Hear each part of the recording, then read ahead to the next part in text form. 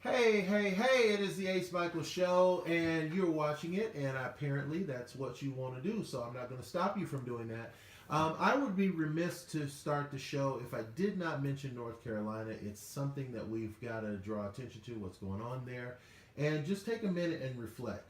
Reflect on the massive changes that are happening in this country. Like, we're seeing, on one hand, people are getting opportunities that never in a million trillion years could have an opportunity before. You look at me. I'm a black man in America. I've got my own show. I'm doing things. I have a large penis. I'm doing it like a boss. I own this. You know what I'm saying? That would be impossible back in the 50s. Some of it. The penis thing, probably. Who knows? But that is a good thing that's happening. On the other hand, we are going back retro so hard on so many things that it's crazy, bro. We got people going out there and doing you know already what, and it's crazy. So we've got to take a minute and just reflect on the accomplishments that people have made to get here, to get us this far. There's a lot of people who gave a lot of service to get us to this point. So what do? How do we pay back? We can't just pay back by forgetting. We can't just be like, hey, dude, you went through what you went through. I don't know what to tell you. Water hoses, dogs, fire trucks, lynchings. That's on you. No, we can't do that. There's got to be a place where we find a balance. So if you have some thoughts on that, I'd love to know what you think would be a good balance. I mean, obviously we can't pay reparations. Ain't nobody got that kind of money. Ain't nobody trying to pay that. As my man Bruno Mars says, what you trying to do? Ain't nobody trying to do that. But what are we trying to do? What do we do that makes us move forward as a nation? If your thoughts are open to that, give a call. You can call us at 702-540-3498, or you can email us. The email is beyondthebuzz@yahoo.com. We'd love to know your thoughts on that. Meaning, moving forward. Today on the show, my good friend Armin is with us today. Armin, you are an actor, director, editor. You're like everything. You're like the jack of all trades on this thing, and your whole thing is based in the film industry. So that's kind of interesting. It's kind of like you've done every job that can be done in the film industry, right? Yes. Yes. Have you ever done the catering? Crafts and services. Crafts and services. Hey, we should start a thing. If you can stump Armin with one thing he has done that he hasn't done, like we should have people send us a thing like, hey, have you ever held the clapboard? Have you ever done the... You know, what about graphic design? Have you ever done a graphic design for the movie one? So tell us a little bit. You're in the new movie Seeking Valentina.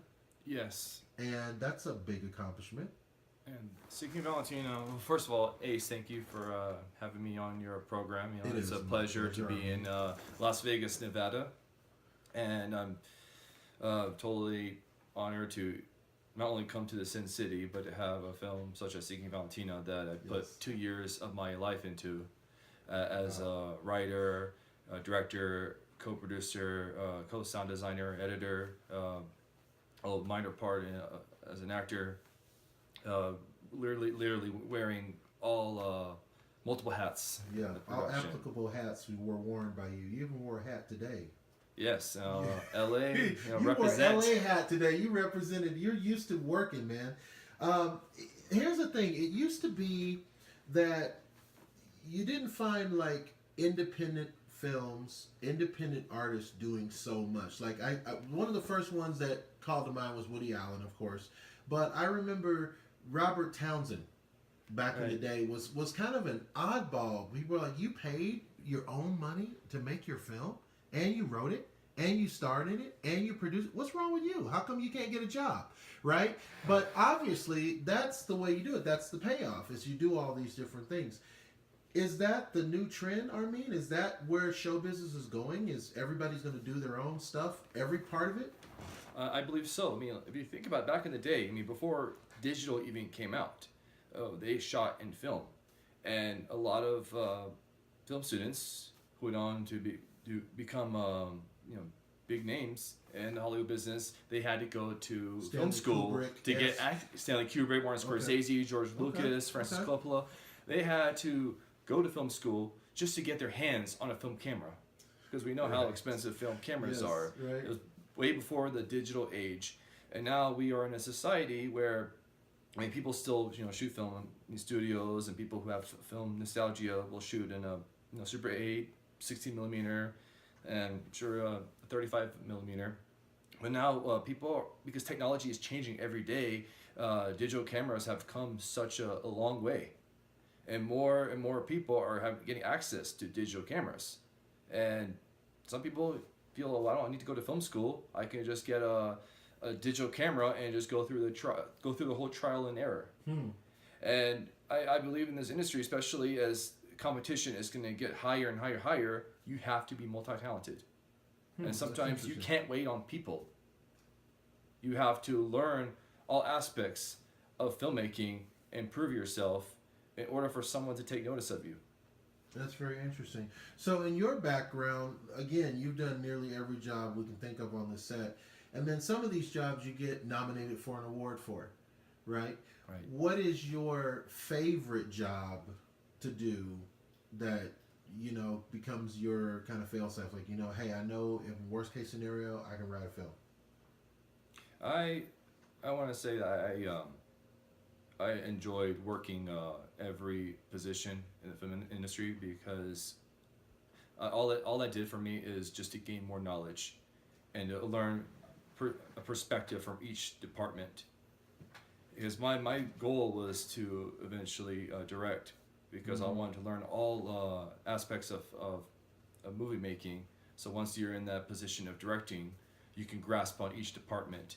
You can oversee the entire picture.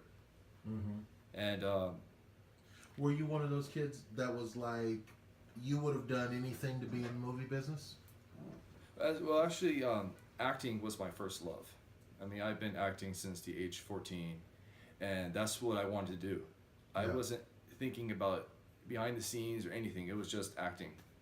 And I started, I went to acting school, and I've studied, Meisner. I've studied audition techniques with Pierre Jurasik, who played Londo on Babylon 5, and he's been on Hill Street Blues, a number of projects. He was an awesome guy. Those 2 hours was like the biggest knowledge of auditioning from a real legit actor, very experienced.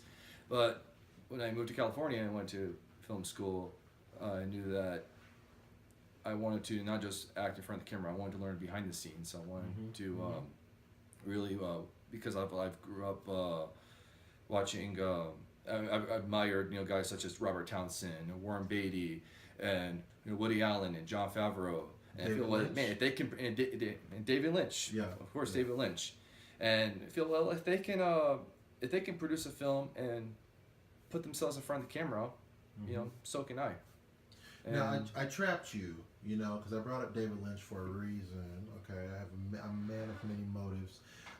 So you're working on Seeking Valentina. Some people say it kind of looks like a David Lynch kind of film, and that right there, there's really no way to explain that except you just have to know what a David Lynch film kind of looks like, because that's the same thing as saying it's kind of like a Kubrick thing. Right, you just said a whole bundle. Like, there's a lot to that, right? Did you purposely work to make it look or feel like a David Lynch film, or is that something you kind of feel happened? No. I mean, David Lynch didn't even... I mean, I love David Lynch. I love the atmosphere he creates in his movies. And I had no idea...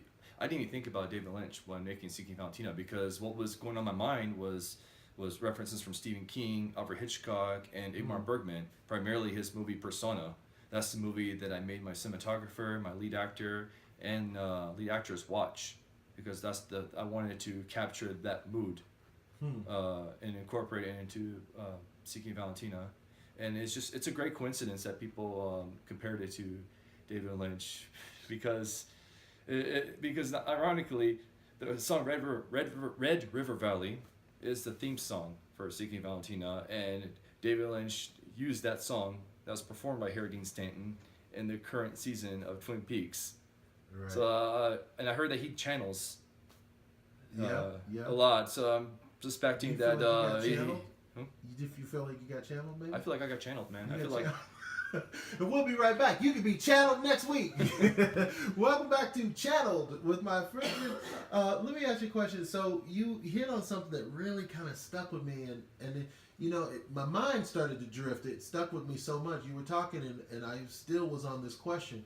So do you think, let me preface it like this. Okay, so the artist Prince once said in an interview that he can't do cover material. He can't play other people's songs because he's never lived that person's experience. It would be impossible for him to feel the way they feel, right? Which is not to say he didn't do some covers, because apparently he did. But the point is, when you say about David Lynch or Kubrick or Spielberg or Scorsese, is it possible for you to make a film like theirs?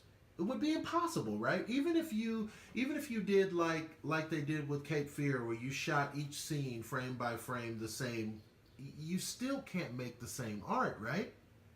You can mimic it, but the only way you can make it your own is if you tell it through the eyes of your perspective, what you went through, what you live in your body, what you've experienced that's special and unique to you. Mm-hmm. Mm-hmm. I mean, that's why those films are appealing to the masses. But you also have to keep in mind that they were probably going through a place in their life when they told that story or when they wrote that screenplay. Interesting. Speaking of the screenplay and the story, Seeking Valentina is nominated for Best Short Film, and you guys are going to do the show here in Las Vegas. You guys are doing the film festival? Yes. Right? And the film festival, if my notes are right, it's called the Hollywood Dreams Film Festival? Yeah, Hollywood Dreams. Very appropriate title for the man coming here from the Los Angeles capital to Las Vegas. Yes. To do the Hollywood Dreams Film Festival. What is that like for you to attend a film festival where your film is nominated? I mean, it's an honor. I mean, this whole journey has went beyond my expectations. I never in my life expected to garner many official selections and nominations and awards in the past 2 years, and just the fact that we're coming to Las Vegas to promote a film that my cast and crew have put so much of our energy into is just it's quite surreal, man. Yeah. I mean, I used to come to Vegas for fun, but now I'm coming here to not only have fun but to also make build business connections and meet other talented actors and filmmakers, and it's just an honor to be here, man. So tell us a little bit about your upcoming projects. Well, I had the privilege to work with multi-talented actor, writer, director James Balsamo. I had the pleasure of working with him on his film Cool as Hell 2, which is a sequel to Cool as Hell 1. Cool as Hell 2. It's a sequel. I love it, man, because you wasn't cool as hell the first time. You was cool as hell, but now you cool. It should be like they did with the Die Hard series, like Cool as Heller, yeah, or Cool as Hellish, or something. How would that work? So Cool as Hell 2. Yes, that's hot. And then also cool I had the pleasure of working with him on his movie The Lich, which stars Tom Sizemore and E.G. Daily. E.G. Daily rocks! Oh my god, I love E.G. Daily. Pee-wee! Right? And the voice of Tommy Pickles on the Rugrats. Yes.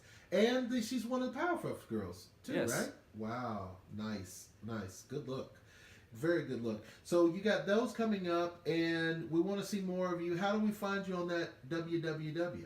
Well, I have an IMDb page. You can follow me on Instagram at Armin Nasseri, and I also have a Facebook page at Armin Nasseri Filmmaker, so you can find me on social media, and Seeking Valentina also has a page, so like it and you'll get all the updates on where the project is going.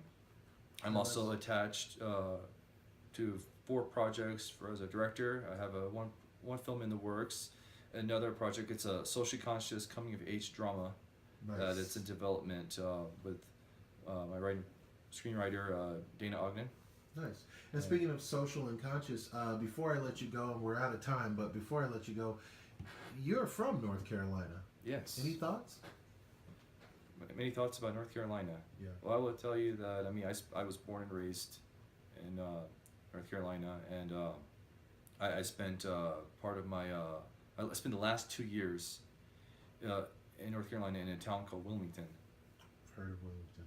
And when I think of Wilmington, I think of it was a great secondary market.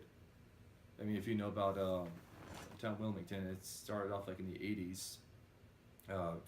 Frank Capra Jr., who was the son of the late Frank Capra Jr., who was the son of also the legendary Frank Capra, brought a production down to North Carolina, and Screen Gems Studios was born, and Stephen King has spent time in Wilmington, and the movie he directed, Maximum Overdrive, was filmed there, and along with Cat's Eye, Firestarter, Silver Bullet. David Lynch shot Blue Velvet. The first Ninja Turtles was filmed there. The Crow, and then up until Dawson's Creek, that's when really that town was put on the map.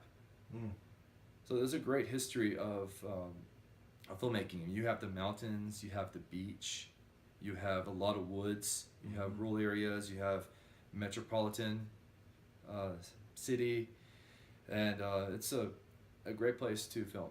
And unfortunately, I wished they would continue to lure more filmmakers to the state, but these days everyone's going to Georgia.